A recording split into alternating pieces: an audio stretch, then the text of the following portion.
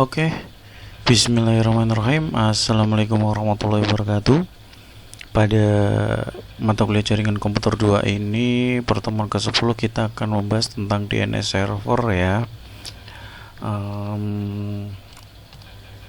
Nah, kemampuan akhir yang akan dimiliki oleh mahasiswa itu adalah mampu memahami konsep dari DNS ini serta melakukan konfigurasi DNS sederhana sehingga domain dapat diterjemahkan menjadi alamat IP dengan benar. Nah, ini nanti kita akan melakukan proses praktikum menggunakan paket tracer itu yang lebih mudah. Kalau nanti mau praktikum yang langsung ke website menggunakan Apache, menggunakan MySQL kayak gitu, teman-teman nanti bisa di pemrograman web ya.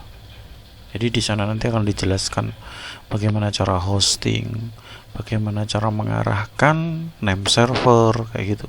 Jadi lengkap. Karena kita di sini jaringan komputer ya, kita pakainya di paket tracer aja. Indikator yang akan dicapai itu adalah domain dapat diterjemahkan menjadi IP address client. Itu kurang lengkap itu ya. Domain dapat diterjemahkan gitu ya, menjadi IP address client. Kemudian IP address itu dapat mengakses server menggunakan nama domain. Kemudian proses DNS berjalan tanpa error. Nah, itu indikatornya nanti yang akan didapat teman-teman untuk proses penilaian. Jadi, nah, pengertian dari DNS sendiri. DNS itu apa sih? DNS itu domain name system. Adalah sistem yang digunakan untuk menerjemahkan nama domain menjadi alamat IP. Contohnya Google ya, itu 142.250 ya. Bisa aja kita bikin ya itu www.google.com, kita kasih alamat IP 192.168 kayak gitu, tapi itu cuman di tempat kita aja, enggak public. Kalau public itu kan sudah disesuaikan. Contoh kalau kita membeli paket domain, kemudian kita membeli hosting, itu di situ kita nanti dapat alamat IP sendiri. Nah, kenapa kok kita tidak menggunakan alamat IP saja gitu? Kan susah orang mau ngingat alamat IP. Contoh aja lah di tempat kita Unsa ACID, alamat IP-nya berapa? Itu kan orang-orang kenalnya ya itu Unsa CID gitu ya, lebih cepat ya. Manusia itu lebih mudah mengingat nama domain dibanding dengan alamat IP. Contoh tadi kan Unsa CID, terus kemudian facebook.com, kemudian X, kemudian Gmail kayak gitu ya. Kita kan nggak mungkin mengingat alamat IP-nya Gmail itu berapa tuh? 100 berapa 10.10 kayak gitu, susah. Orang nanti malas ngapain ini gitu. Karena sudah diterjemahkan menjadi nama ya, domain name, berarti orang-orang itu lebih mudah untuk mencari. Ingatnya cuman apa tau Facebook ya, Facebook aja dicari di search engine Facebook. Kemudian akan muncul di search engine kan di situ. Facebook ada di list yang paling atas. Atau ini facebook.com, facebook.co.id. Kemudian ada facebook.org. Mana nih yang asli gitu kan? Facebook itu pakai facebook.com ya, akhirnya .com bukan .org atau bukan .co.id kayak gitu. Nah, teman-teman bisa men-sharingnya nanti. Oke. Nah, di sini ilustrasi dari DNS ya. IP to domain, domain to IP ya. Jadi dari IP katakanlah 8.8.8.8 itu jadi DNS Google. Sedangkan Google itu jadi recordnya ya, recordnya jadi for DNS-nya jadi 142.250.80.46. Cuman kayak gitu doang. Kemudian fungsi dari DNS ini ya, menerjemahkan domain ke IP address itu udah otomatis, karena pada dasarnya domain itu kan alamat IP kan ya, alamat IP yang diterjemahkan ke dalam nama gitu.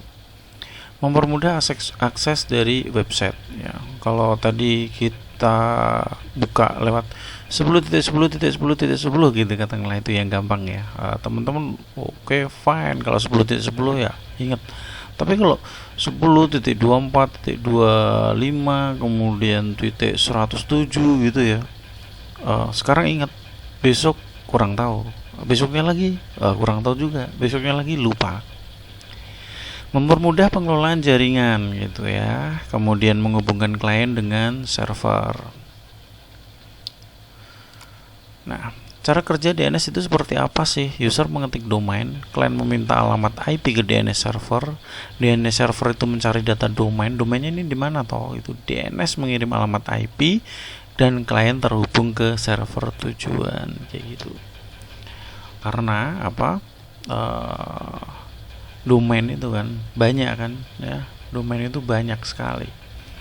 Jadi DNS servernya itu nanti mencari data dari domain itu sendiri, karena settingannya ya juga cukup jelimet juga kalau kita di hosting kayak gitu ya. Tapi kalau udah terbiasa ya gampang lah, cuman isi name server kayak gitu dan lain sebagainya. Yang susah itu membangunnya, membangun servernya itu. Cara kerjanya ini ilustrasinya ya. Di situ nomor 1 itu ada end user ya. Ini end user, ini end user. Kemudian di sini ada sampel ya. Kita mau ngakses apa gitu kan? Kita mau ngakses apa loh gitu. Oh, saya mau ngakses google.com gitu. Oke. Kemudian dulu Google set ke sini, DNS root name servernya. Nanti kemudian dia memberikan servernya. Terus di sini server TLD-nya, kemudian dikirimkan lagi, terkoneksi lagi. Nah, ini server yang asli, namanya alamatnya ini, kemudian dikirim sini, terus dikembalikan ke end user kayak gitu. Cuman seperti ini modelnya. Jadi ada request dari klien, server itu fungsinya hanya memberikan ya respon ya, request respon kayak gitu. Kemudian komponen DNS itu apa saja toh? Komponen DNS itu ya ada DNS server, ada domain name, kemudian ada IP address, kemudian ada DNS client. Fungsinya apa? DNS server itu yang menerjemahkan domain. Kalau yang domain name itu nama dari website, contoh unsa CID kayak gitu. Kemudian IP address itu adalah alamat server.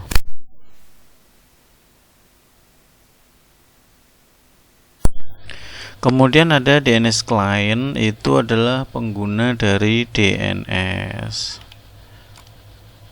Nah, jenis dari DNS record ya, itu ada record itu ke domain. Nah, di situ tadi kan ada record domain ke IP versi 4, kemudian ada itu ya 4 kali record ya, itu domain ke versi IP versi 6, CNAME itu alias atau domain, alias domainnya. Jadi kan kita itu kan punya domain, katakanlah unsa ID gitu ya. Nanti di CNAME itu bisa kita bikin alias kan ya. Katakanlah ketika orang itu mencari unsa.ac.id ya gitu, nanti di CNAME-nya kita ganti aja Universitas Surakarta.ac.id. Jadi ketika orang mencari unsa.ac.id, dia akan diarahkan ke Universitas Surakarta.ac.id kayak gitu. Jadi cuman alias doang sih. MX record, kemudian NS record. Ya, kita lanjut.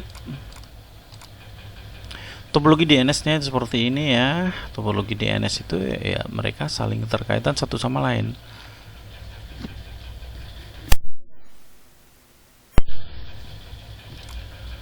Kemudian di sini ada konfigurasi DNS ya. Katakanlah ada satu server, satu switch dan 2 PC. Hubungkan menggunakan kabel strike through. Kenapa kok menggunakan kabel strike through? Pada jaringan komputer satu, otomatis teman-teman semua sudah ngelotok lah istilahnya ya, sudah hafal apa sih fungsi dari kabel strike ini, apa sih fungsi dari kabel crossover itu ya, fungsinya buat apa itu teman-teman sudah ngelotok sekali.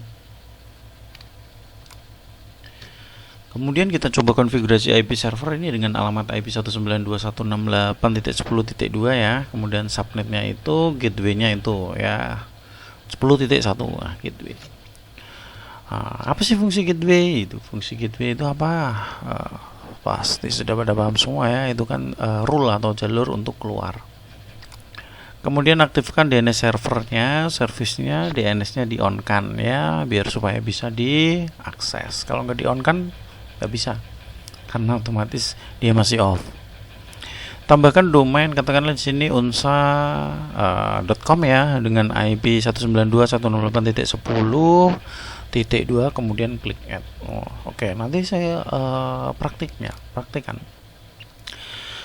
Konfigurasi ya pada kliennya itu IP addressnya itu 192.168.10.10, DNS-nya itu 192.168.10.2, kemudian gateway ya, nanti kalau kasih gateway 10.1.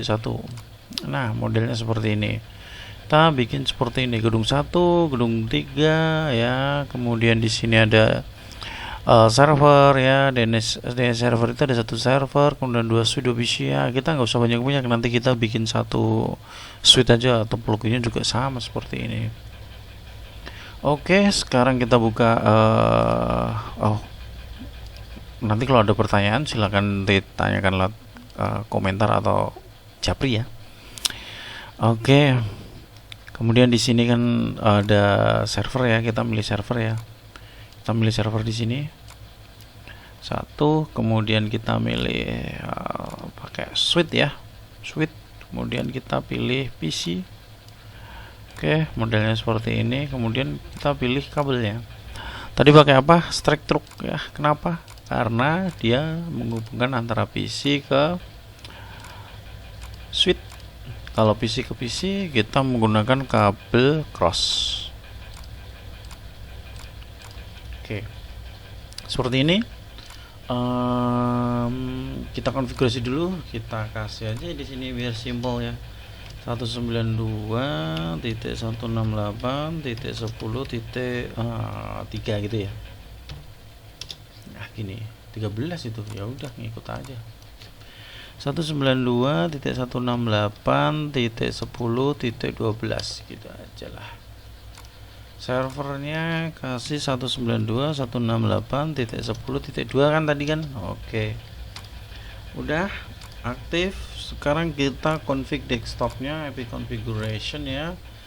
Kemarin kita sudah belajar di ACP, teman-teman sudah bisa. Sekarang kita belajar ganti ini 192.168.10. berapa, 13 ya tadi ya. Kemudian ini adalah subnet, kemudian ini gateway-nya 162.168, terus di sini 10.1 itu DNS servernya 92.168.10.2 gitu. Nanti kita coba dulu, kalau ada yang salah baru dikoreksi. 192.168.10.12 kan tadi, 192.168.10. Titik berapa, 2. 192.168.10.1. kemudian kita masuk ke server di IP ya, bentar. Kita lihat dulu di sini. Oh ya, IP server 192.168.10.2 gateway 192.168.10.1 terus bukan, keliru, ini gateway. Tadi kita ngisi keliru enggak? Terus 192.168.10.2. Oke, gini ya. Kemudian di sini di DNS ini ya, DNS ini name-nya apa? Kita kasih unsa.com. Oke. Nah, Tadi kan ada tipe of record ya. Di sini record. Saya jelaskan lagi di sini. Kalau record itu dia itu yang paling sering digunakan karena apa? Dia itu menghubungkan nama domain ke alamat IP ya. Contoh ya tadi unsa ya, unsa.com, kemudian alamat IP-nya berapa? 192.168.2.10.2 gitu kan. Terus kemudian ada mail.unsa.com kayak gitu. Terus kemudian di sini ada CNAME. CNAME itu kan konakil apa tuh ya? Canonical name. Ya itu fungsinya itu membuat alias untuk nama domain yang sudah ada. Tadi contohnya unsa CID ke Universitas Surakarta.ac.id kayak gitu ya. Terus kemudian SOA itu adalah Start of Authority, menyimpan informasi atau apa ya, zona DNS lah. Zona DNS itu apa tuh? Zona DNS itu ya ada DNS server ya, email, serial, refresh time kayak gitu, expired time kayak gitu doang. Kemudian ada NS record ya. NS record itu menentukan DNS server yang bertanggung jawab terhadap satu domain. Jadi istilahnya itu jika ingin mengetahui informasi tentang domain, contoh tadi unsa CID ya, tanyakan aja ke DNS servernya gitu. DNS servernya alamatnya mana?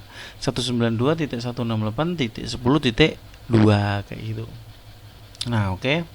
Kemudian kita kayak gini, kemudian di sini ada alamatnya 192.168.10.2 ya. Kemudian kita add ya kayak gini ya.